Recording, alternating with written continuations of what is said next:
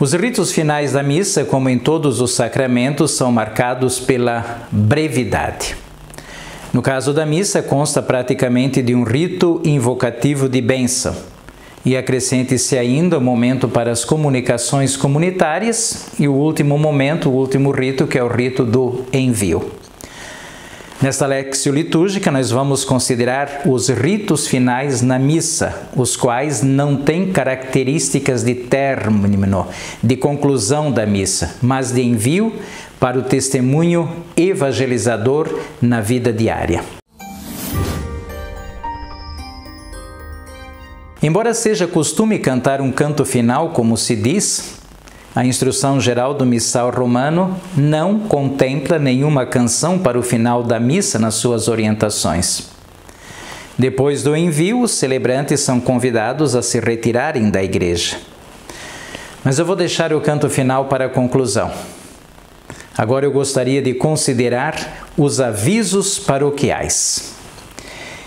Esses avisos paroquiais estão previstos na instrução geral do missal romano. E o texto da instrução não fala de avisos, mas de breves comunicações. Ou seja, são comunicados breves daquilo que vai acontecer, que está acontecendo na paróquia. Comunicações breves, e aqui nós vamos acrescentar, compreensíveis e objetivas. Isso significa considerar o tema da comunicação, a data da realização, o horário e o local, quando isso for necessário. O que vai acontecer, quando vai acontecer e onde vai acontecer. Só isso. O critério das breves comunicações antes da bênção está na brevidade e na objetividade. Então, uma lista de avisos, e sendo cada um deles comentado, isso do ponto de vista da comunicação litúrgica é ruidoso e é um ruído cansativo. Quanto ao momento das breves comunicações, este é feito após a oração, depois da comunhão, porque é a oração que conclui o rito da comunhão. Então, o rito da comunhão não é concluído com os avisos paroquiais. O ideal, como já fazem em muitas comunidades, é que os chamados avisos paroquiais sejam comunicados depois da bênção final.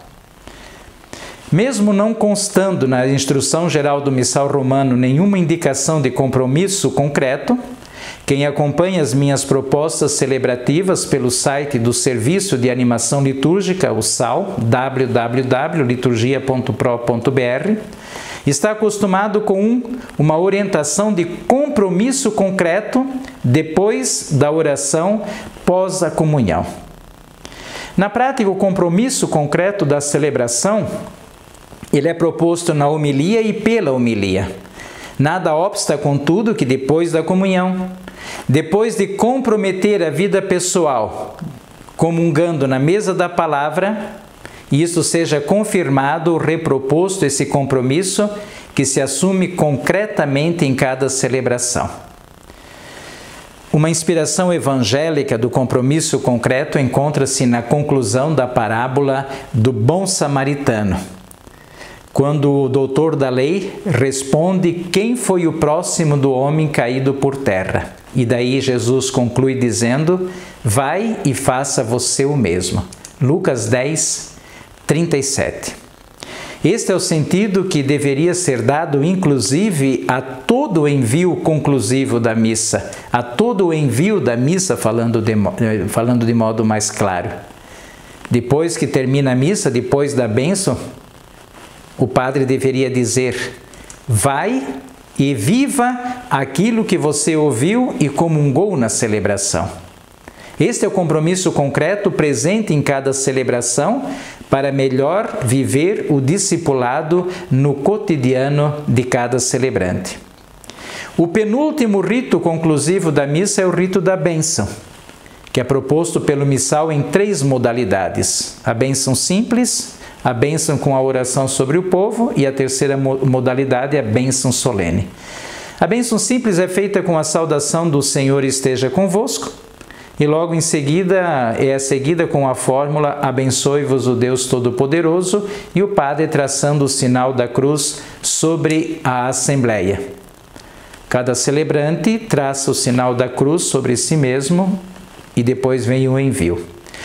A bênção com a oração sobre o povo segue na mesma proposta, na mesma dinâmica comunicativa, mas conta com a inclusão de uma invocação orante em favor dos celebrantes, ou então em favor da igreja, ou em favor da comunidade paroquial, no momento da bênção.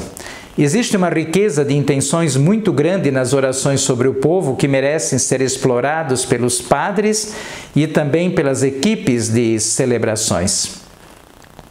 A bênção solene, além da invocação de "O Senhor esteja convosco", ela é formulada com 3 invocações, das quais os celebrantes participam com o Amém depois de cada intercessão. Segue-se depois o sinal da cruz, traçado sobre os celebrantes. Também nesse caso existe uma grande riqueza de intenções nessas bênçãos solenes, como eu me referi há pouco na oração sobre o povo. Pessoalmente, eu considero as fórmulas propostas pelo missal muito ricas em conteúdo e por isso deixo o meu incentivo para que sejam usadas.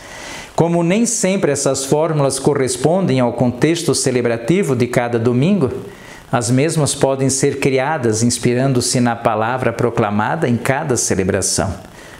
Assim, por exemplo, se a palavra leva a contextualizar a celebração, comprometendo os celebrantes com o projeto do reino, a invocação de bênção poderá ser realizada também no temário de compromisso com o reino de Deus.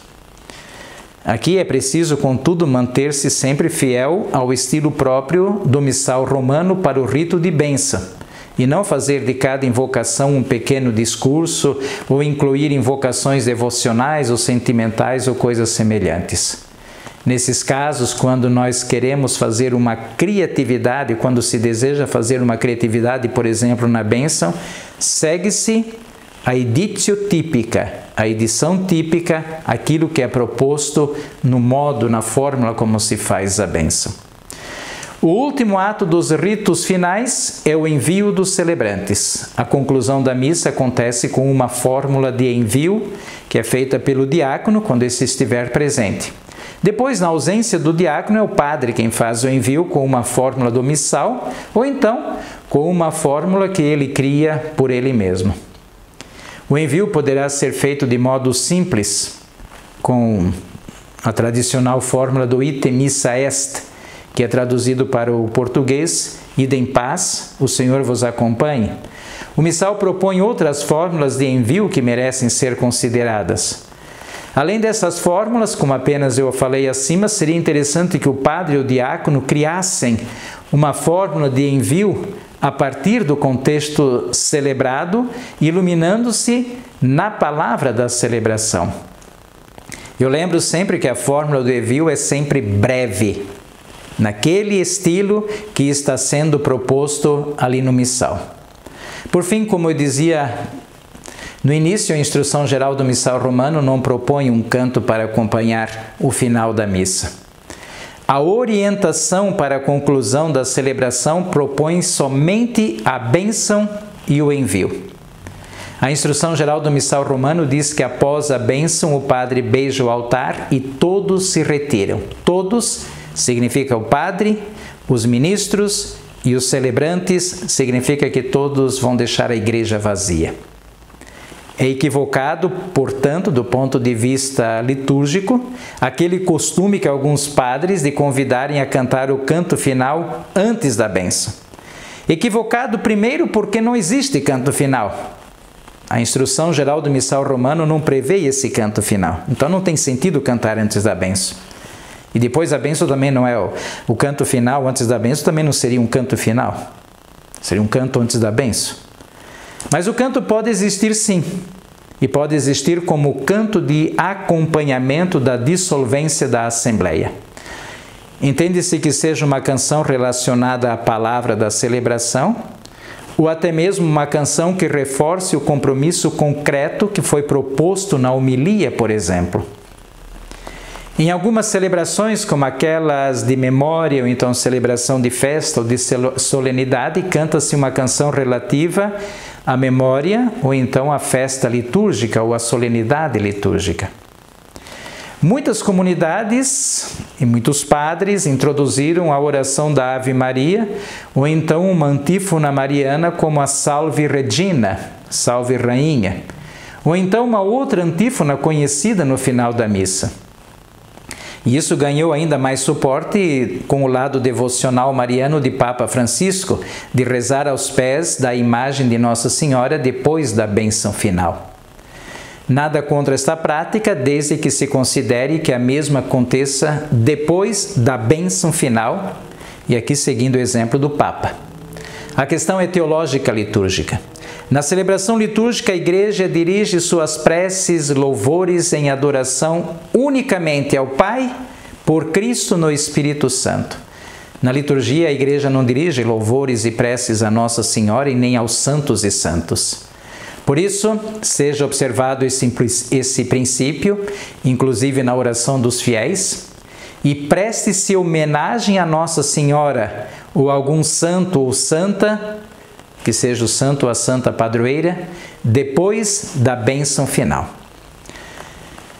Com esta Lexio litúrgica, eu concluo uma série de vários vídeos sobre os diferentes momentos e ritos da missa. Todas as reflexões, elas foram do ponto de vista da comunicação litúrgica celebrativa. E a finalidade foi chamar a atenção e incentivar a pastoral litúrgica paroquial a ter contato com o processo comunicativo litúrgico para que possa celebrar cada vez melhor e possa tornar a liturgia a fonte de todas as atividades da comunidade. Deus nos abençoe, guarde-nos de todo mal e nos conduza à vida eterna. Amém.